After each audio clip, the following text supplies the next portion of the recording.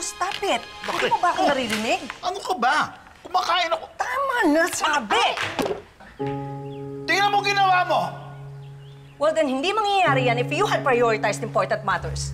May kausap tayo sa pavilion and you're here! Paano kung importante rin sa akin to? Yung leche plan? Are you kidding me? Ay, mga balae, naku na, huwag na kayong mag-away. Mag-anniversary kayo, di ba? Florence, congrats pala ha. 30 years na pala kayo. Naku, alam mo, hindi lahat umaabot ng ganong katagal ha. Sana si Bernard tsaka si Angela umabot ng ganong katagal tapos mas higit pa. Pasensya na, Balay. Let's see. It's no secret that for the marriage to last, dapat the husband is able to provide for the family. Danilo here has done that for me. Happy wife, happy life. Yan din naman ang ginagawa ni Bernard. Really? Sana hindi na nangungutang si Angela for you. Tama na. Pasensya ka na, Hilda. Mother din ako.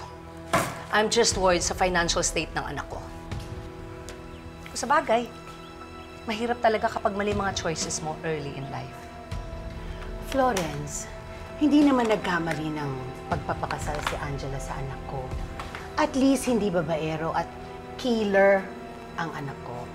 That's not what I meant. Alam mo, Florence, alam ko naman na hindi mo gusto yung anak ko. Pero, hindi naman kaya mas maganda na mabaon na lang sa utang ang anak mo kesa naman sa mabaon siya sa lupa. Yun, sigurado ako, hindi na siya babangon. Balay, gusto mo dragon fruit? Ang tamis nito. Oo, maliit lang pero matamis. Ako, Balae, Ha? wag na lang, salamat na lang. Baka mamaya madagdagan pa yung utang ko. I'm glad you're aware.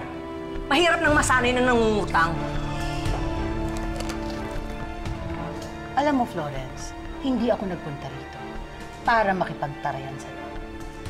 Pero hindi rin ako papayag na nilalait mo ang anak ko sa harap ko. Alam mo, para sabihin ko sa'yo, hindi rin perpekto si Angela.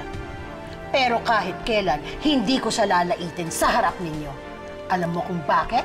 Dahil alam ko, maiinis kayo. Makes sense. Pasensya na, Balay. Okay lang. Balae, mauna na ako. Florence, okay na ba tayo? Oh, teka muna ha. Para naman tumamis ka. Kainin mo yan.